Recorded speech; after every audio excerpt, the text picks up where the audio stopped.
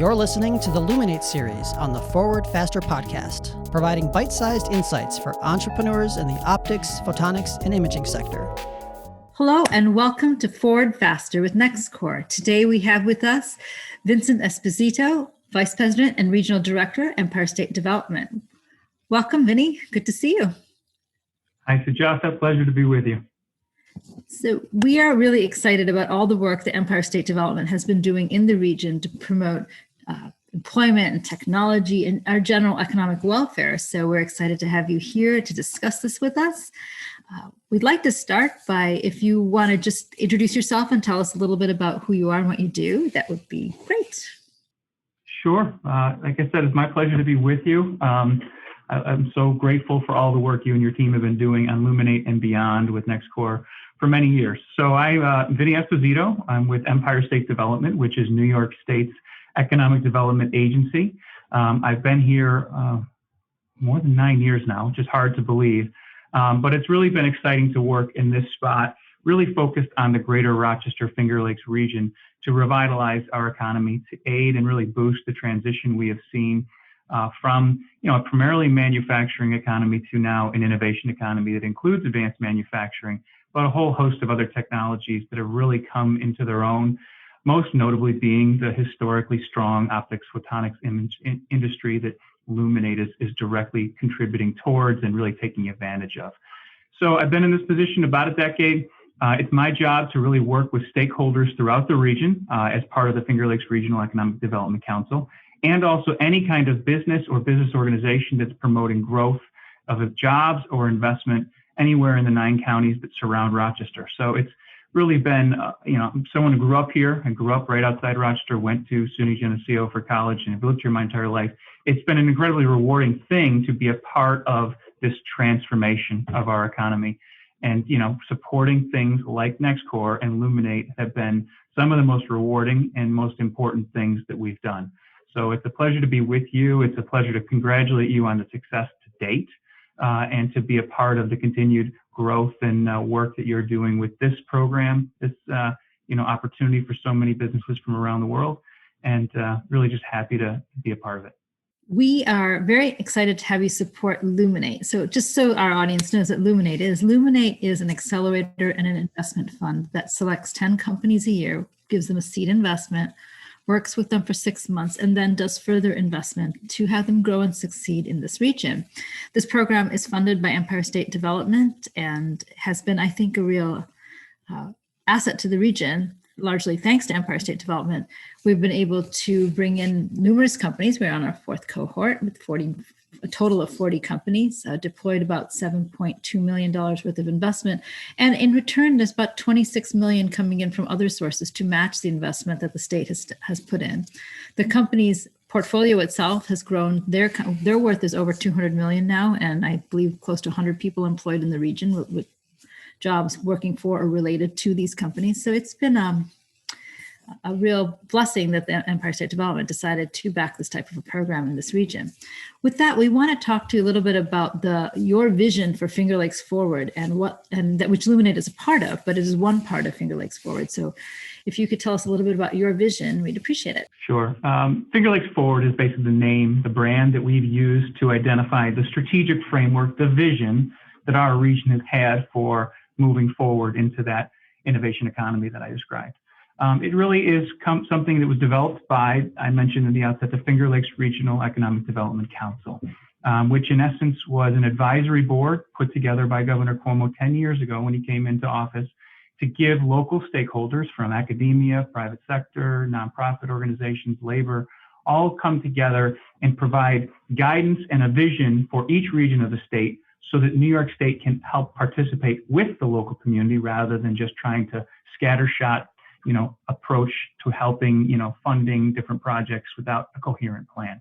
So the regional council came together, developed this vision, Finger Lakes Forward, and it is a strategic framework that identifies our strengths, recognizes our weaknesses, and tries to build on the assets that we have. And, Luminate really emerged from the beginning of that regional council. We had a very active entrepreneurship and innovation work group, recognizing that we have a history, centuries old in this community, of innovation really starting in Rochester and building some great products and great companies and great economies And we need to continue that sort of DNA, develop it further, and recognizing that the optics photonics imagery industry was one of our strongest, and we need to try to inject more entrepreneurism and innovation into that.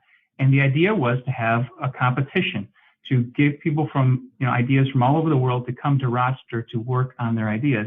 That started, I want to say 8-9 years ago. People like Jim Sinal and Christine Whitman and others who were really leading that work group to develop that idea, convinced me and other officials at New York State that it was one worth funding, where we found great success in these business competition models. And Luminate was born, I guess, 3 or 4 years ago now, and has really started to do great work. But as you mentioned, it's one piece to the overall Finger Lakes Forward vision, recognizing that optics and photonics and imaging is our sort of premier industry pillar. There are several others where we're incredibly strong, most notably ag and food.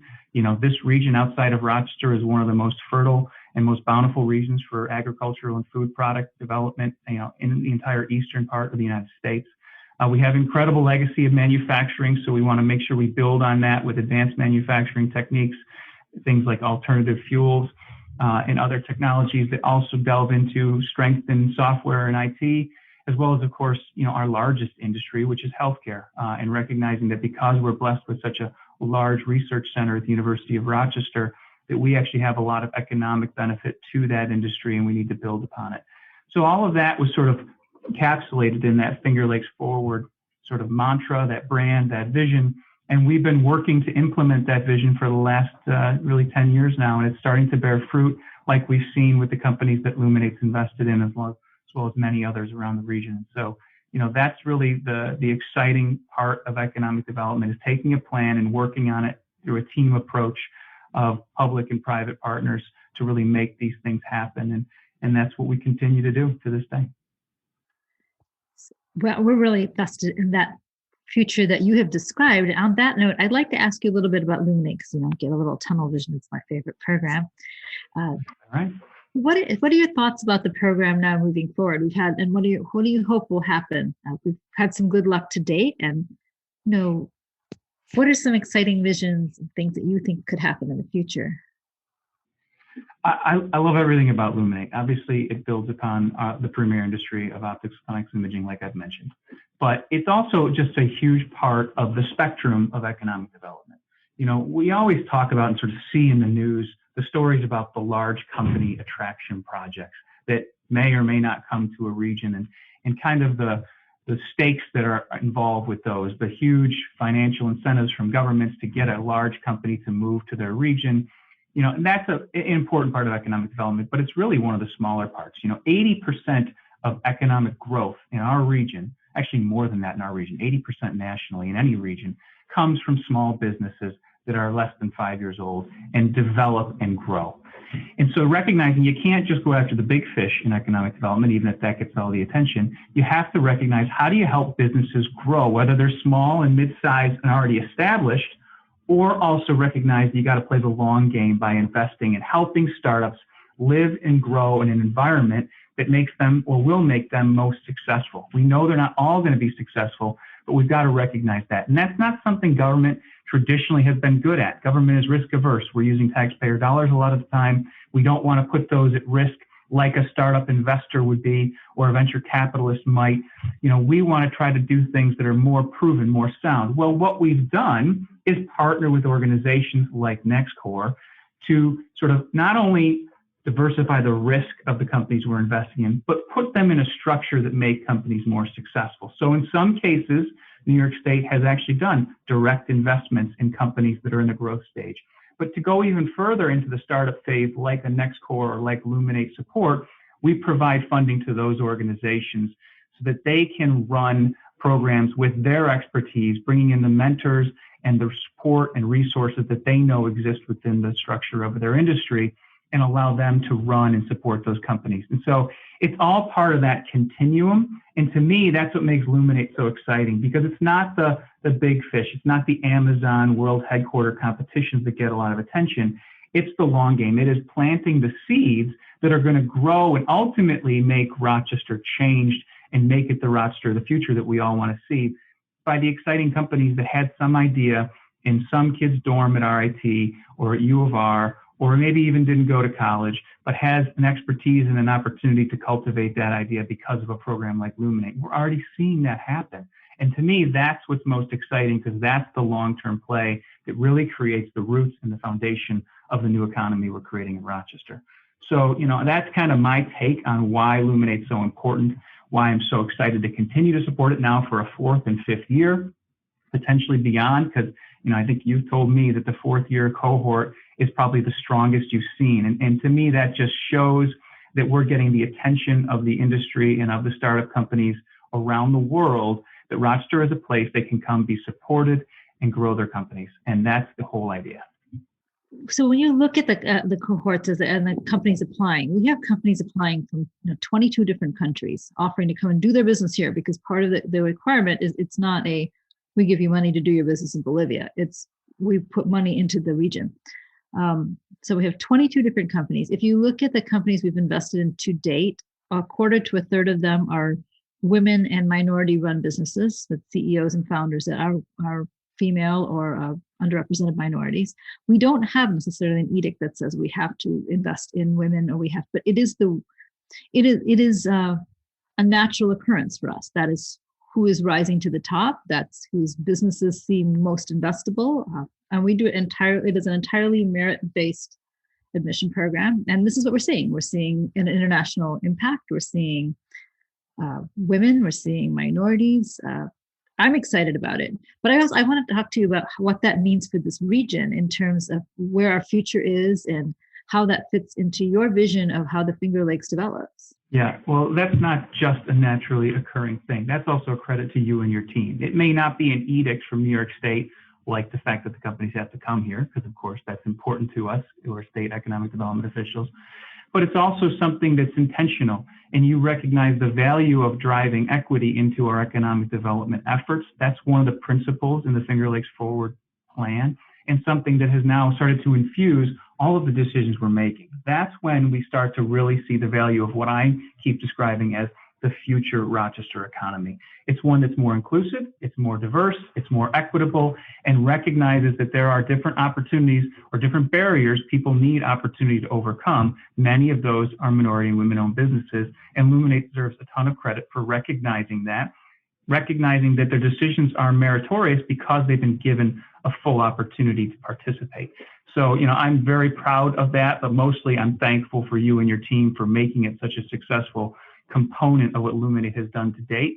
And a lot of other economic development partners in our region are taking notice, not just of what Luminate's doing, but of the principles that have been established by the Regional Council and other partners like the Rochester Monroe Anti-Poverty Initiative, where it's not just about women and minority-owned businesses, but also workers and participation in the economy at all levels.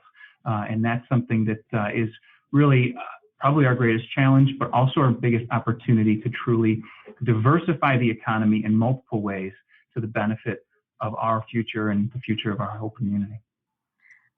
I think ESD also deserves a lot of credit for that, because one of the things when we're recruiting internationally that I see is, there have been sentiments. Whenever you have to go to another country, whenever you're somewhere and you have to go somewhere else, you look at the incoming news. You feel like, is it going to be a good move for me or a bad move for me? And I think that ESD has done a very good job of helping present New York as a welcoming place where if you want to come and do business from wherever and whoever you are, good business is always welcome here. Well, thank you for that. ESD plays a role in that, but that's New York State in general. It's the leadership of our governor, but it's also the people who live here and the businesses that locate here. New York gets maligned a lot for some of the, business environment rankings you might see nationally. But what I don't think people realize is the work that New York State, Empire State Development, Governor Cuomo, and the participants in our economy are putting forward to looking at the future economy, not the current economy.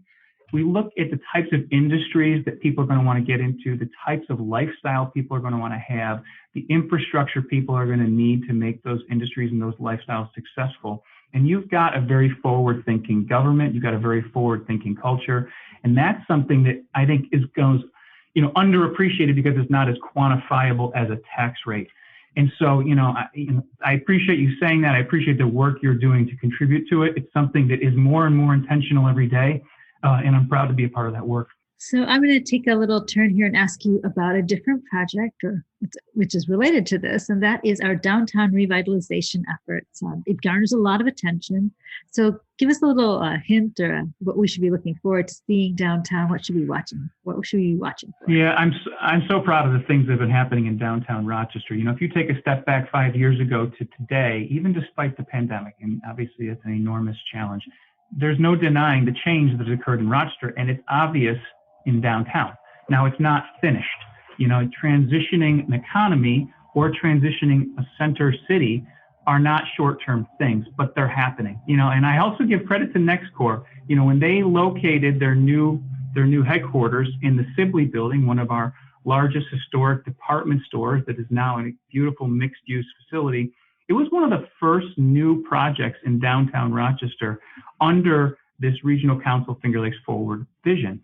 And it has led to a huge, boon in a downtown innovation district that now boasts hundreds of companies in the, called the creative class of companies that are technology, arts, and other types of lifestyle businesses that people want to be around, live around, and work in. And that is really exciting to be a part of. It's obviously all been interrupted by the pandemic, but I don't think it's going to change the long-term trajectory that people want to be able to work and live in urban settings that are vital, that are easy to access, that are safe, that are affordable. And Rochester has all of that, and we spend a lot of time in economic development, in Empire State development, recognizing that placemaking is a big piece of that. So our public investments with the city of Rochester and the county of Monroe, particularly on things like our waterfront, where we have this incredibly beautiful waterfront with the Genesee River that flows right into Lake Ontario, right through the city of Rochester. We've developed a whole strategic initiative called Rock the Riverway to take advantage of that waterfront, make it more attractive, make it more accessible, and make it be an asset, a magnet that brings people downtown to live and work. And you start to see these things happening. They've been happening for the last few years. A lot of the construction progress has continued during the pandemic, even though people haven't been working in their offices as frequently over the last year. And people are going to start to come back downtown, I think, in the nearer future as we move beyond the pandemic, as the weather starts to get warmer again here in the springtime. See the companies that have started to grow, see the features and the amenities that are available in connections with the waterfront and connections with the communities that border downtown. And we're starting to do all of the right things to take Rochester to the next level. And in many respects, we've been a little bit behind the curve on this transformation, whether it was from the manufacturing economy to the innovation economy, or from our old downtown, which had been boarded up by huge indoor malls, to one that is accessible and vibrant. And we're getting there, and we're going to continue that momentum. That's the type of thing that, I'm incredibly excited to continue to work on, and know that companies like Luminate and companies like, the other tech companies that are downtown, and the huge boom in residency downtown in these towers that used to be bank towers and are now homes and offices, are all going to contribute towards that. And I'm really grateful for the opportunity to work on it, because I do see just incredible opportunity for Rochester long term. I have to say, I'm pretty excited about some of these renovations too. And I know that for Luminate as a program, being able to have nice residency right in the same facility or next and to affordable. Really important. You can't even compare it to the affordability of other major metros. It's incredible how much you can get. Right? Because people are coming from all over the world. They don't necessarily have a car, and they're used to coming from cities like Copenhagen and others where you don't need to have a car. You can find with a bike and public transport. And you ask them to come and spend time here and see what to like in a place. I think that we're addressing that in Rochester by having these really nice places to stay downtown and things to do. And you can still go kayaking or skiing and get out. So it's kind of, I think that downtown revitalization is critical to attracting people from outside. No question. We're not there yet in terms of being a society here that doesn't need a car. The connections we're making with some of the bike trails along the waterfront in particular are going to get us there. But you're right. We've always had, and really in many respects, unknown and underappreciated, incredible amenities just outside of Rochester when you get into the Finger Lakes and go to the Adirondacks or Niagara Falls and beyond. But the center city had not been that vibrant place that people really want to be at, but we're making it that. So there's really everything or something for everyone in what we're creating with Rochester. And I agree, it's enormously important. You cannot have a successful, growing, economy for the 21st century if you don't have a strong core of your downtown center city business district where people want to live, work, and play. And you can't deny the things that are happening here. So I had to point out two amenities that I am personally very excited about. And the first one's humorous. It's because you're doing all the bike trails. And when I first moved to Rochester, I managed to get in an accident and trash my car. And I had not yet found a real job, so there was no real question of buying another car. And I biked the Genesee Bike Trail every day to campus for the postdoc I was doing. And it was beautiful, right? So all summer and fall, that really didn't feel like I was missing anything like my Ford Tempo, which really, who would miss that anyway?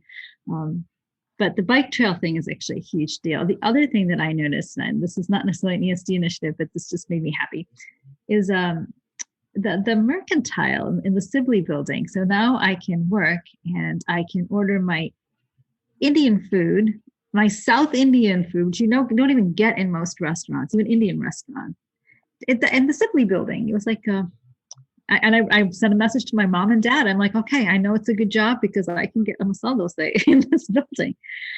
So I'm with you. First thing you should know that the Mercantile is ESD supported. how is The it? commissary and the general space of renovating the atrium of the old Sibley building were significantly supported by ESD. And the Mercantile is fantastic. You know, I was embarrassed to admit I just sent a note to the owners of Sibley building a couple weeks ago. I hadn't been downtown much this winter. I've been working from home mostly, like most people. I finally made it into the Mercantile and was just so impressed by how well it is done to take something so important to Rochester's history, like this iconic department store, and now make it into such a wonderful space with so many different types of food and gathering right in our center city in this mixed-use property that has all kinds of different tenants.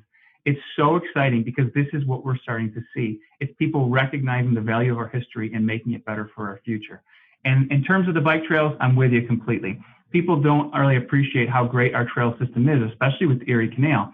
The big difference and the big problem with Rochester is you can't take those trails along the river through downtown.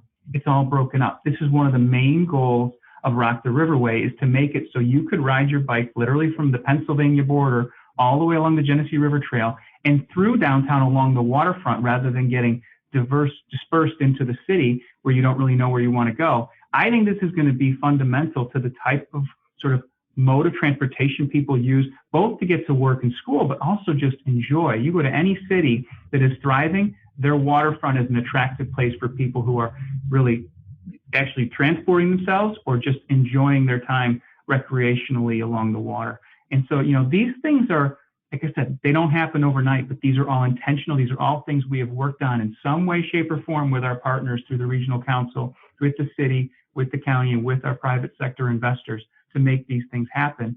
And they're coming alive. The Mercantile is one example. The Rock City Skate Park is another so cool thing. I'm not a skateboarder, but to now see our city finally have a skate park and have it be right on the river, right underneath the iconic bridge named after our two most famous historical figures, Susan B. Anthony and Frederick Douglass.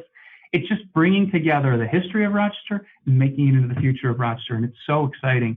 And it really does start to open your eyes if you haven't been paying attention to what Rochester's been doing for the last few years. Well, I'm really excited about all of these. They seem like little things, but they are actually such a part of our lives that it's not little. Being able to bike places is a big deal.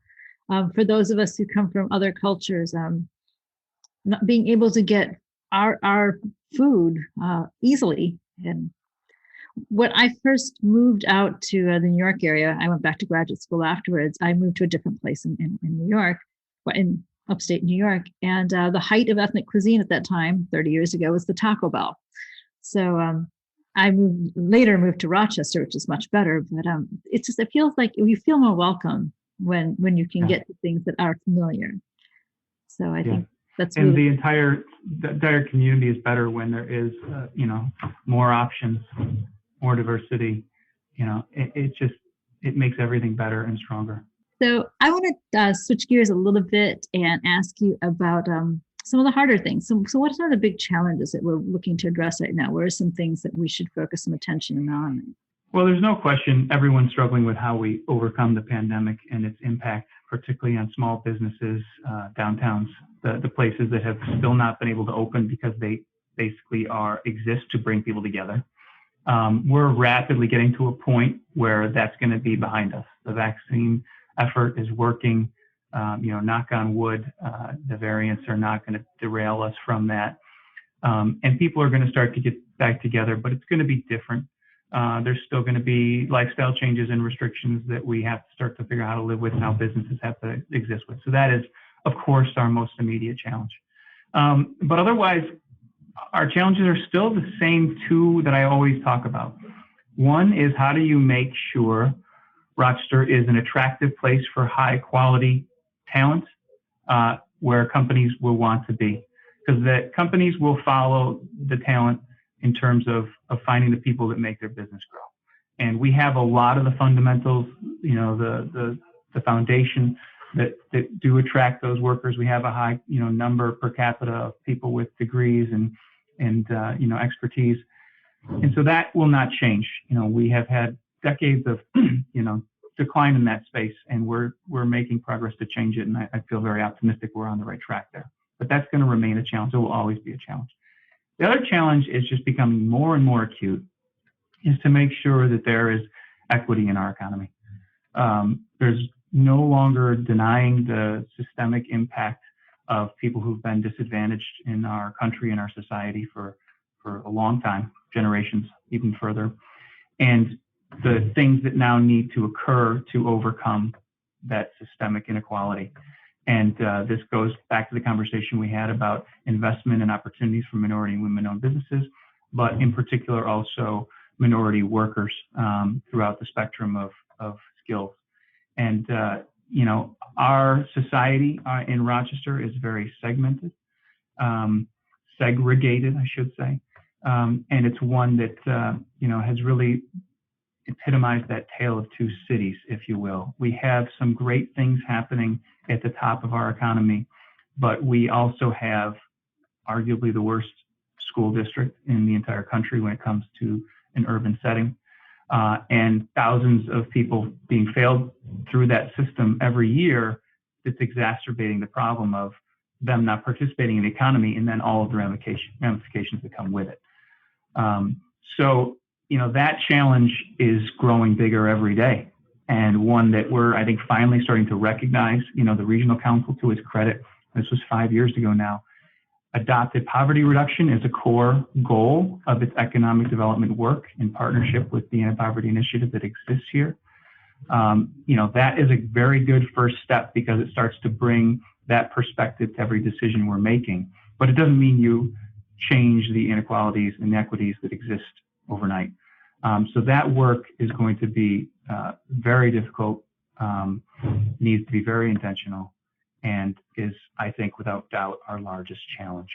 So I want to wrap up on a positive note. So I want to talk a little bit about some of the other exciting things that we're seeing happening in this community. And I'm going to go a little bit back to the original Luminate preface. And we're a tech fund, right? So we look at optics, photonics, and imaging. When we talk about optics, photonics, and imaging, it feeds into different markets. And those markets include ag and clean energy and med tech and security, and so many exciting areas that the technology feeds into. So do you want to comment a little bit about some of the emerging markets that you see, places, the things that you see, exciting, innovative creations coming out of that we in the Finger Lakes can contribute to? That's one of the coolest things about Luminate, and just honestly the optics, photonics, and imaging industry in general is, people think of, ag or automotive. They understand what that industry is. People don't really know what optics and photonics and imaging is, because it's all enabling technology. It's used in other industries, and you name them: ag and food, med tech, gaming. I mean, when you see the applications of the technologies that the Luminate companies are developing, it's so cool, because you see the future. You see how cancer is going to be detected easier. You see how people are going to enjoy gaming easier. You see how defense industry is going to protect its soldiers and its people easier. And that's where people really lose sight of what OPI, optics, photonics, and imaging is. And that's where Luminate's really exciting. And it's also other industries, of course, the green economy and alternative energies, and what's happening with electronic battery storage and fuel cells in this region in particular is really exciting. So those are the types of places where not only am I optimistic and hopeful, but just straight up on how we're going to be able to participate in those. And then you get into, things like integrated photonics, where we have, a world-class national manufacturing institute to develop those technologies to really replace the semiconductor by using photonics and using light on computer and microchips. And that's just, it's next level stuff, but it's going to be here before we even realize. The horizon on these technologies being developed and implemented in part of our daily life is rapidly increasing all the time. And that's why you have to be prospective when you're making these investments. That's why Luminate's so exciting, because you're finding these companies at such an early stage of concept and prototyping and development, that you're then looking forward and helping to develop them in ways that you can't even actually envision. Certainly I can't envision. But when you do start to see the applications that the companies like Luminate are creating, it's so cool. I mean, stuff that you'd use, wearable technologies just to improve your fitness. Stuff that you get once you see it put together. And I'm so grateful to you and your team for making this sort of entire accelerator idea that started years ago so successful and so real for so many companies and for our region. And I'm proud to have been a supporter and continue to be a supporter of the work you're doing. Well, we have a great partner and in ESD in all of these initiatives. And I'm really, nothing happens if somebody doesn't promote it, help it, support it, and pay for it. So we are really, really grateful to ESD for giving us this opportunity to do these things. As my son likes to tell me, because inherently lasers are cool. So you have to work in light. Well, if people think things are cool, they're going to find cool things to do with them. And typically that leads to positive things for your economy. So, this is all stuff that's well beyond my technological, capability to even understand, but I'm fully supportive of helping to cultivate the ideas of people who think lasers are cool and know what to do with them. Well, we are so glad that you're able to join us today and talk to us here on Forward Faster. We hope you can join us again another time. Tell us more exciting things that are happening in the region. Thank you for joining us at Forward Faster. You can find us at nextcore.org on our podcasts or on iTunes and Spotify at NextCore Forward Faster. Thank you.